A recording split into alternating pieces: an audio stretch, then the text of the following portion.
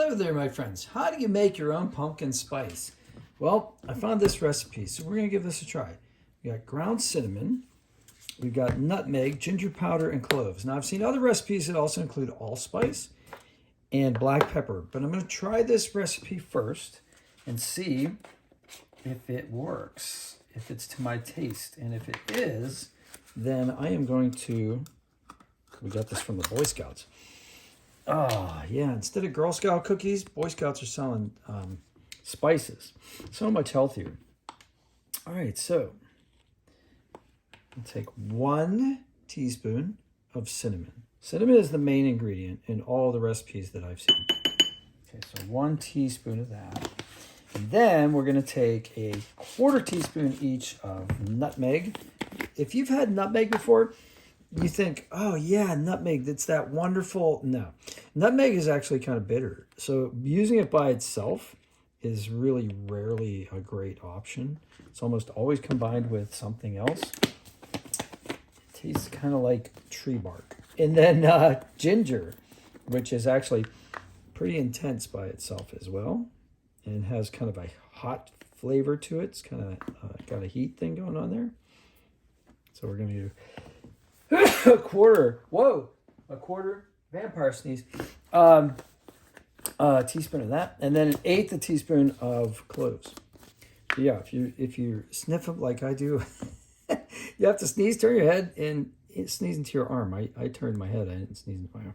And then cloves, I happen to like cloves, but I'm going to err on the side of caution, use 1/8 teaspoon and not overdo it. All right, so let's mix this up.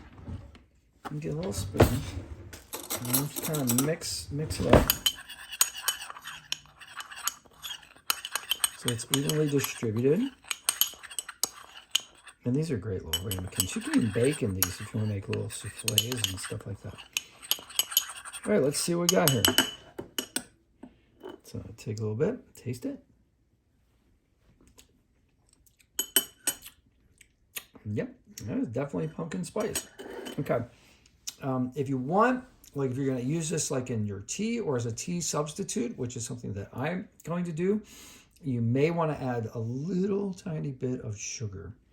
I'm not big on sugar, but you might want to do that. So now I'm going to try it with a little bit of allspice. Brand new.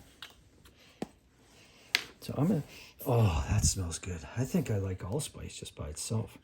So I'm going to put a little bit of, I'm going to put 1/8 teaspoon of allspice in here.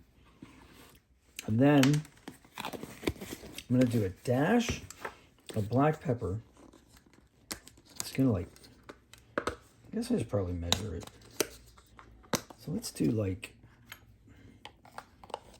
1/2 of an 1/8, right? So like that much black pepper. Just give it a little kick. And now, in order to bring the other ingredients back into proportion, I'm going to add a little bit more cinnamon. So I'm going to add another 1/4 teaspoon of cinnamon. Because cinnamon is the main ingredient, and the other ingredients are an accentuation to the cinnamon. Uh-oh. Just spilled it all over the floor. Oh, well, that's good luck. That is good luck. Because that means your house will be spicy and full of flavor. I just made that up. Oh, yeah. Okay. It's way more dynamic with the 5 ingredients. And I do like the allspice. It adds something to it. So anyway, that's my recipe. So 1 1/4 of cinnamon, 1/4 each of ginger and nutmeg, and then 1/8 of cloves, 1/8 of allspice. I would probably even add more allspice for me, and then a 1/16 of black pepper. And of course, if you don't like any of these ingredients, you can leave them out, and you can adjust the proportions to your particular liking.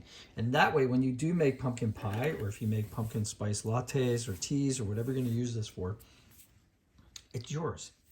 It's your own particular recipe, and we're allowed to do that. So like this is what I do. I start with a recipe and then I modify it. I always try the recipe first, the way it's written, because there might be a reason that I don't understand.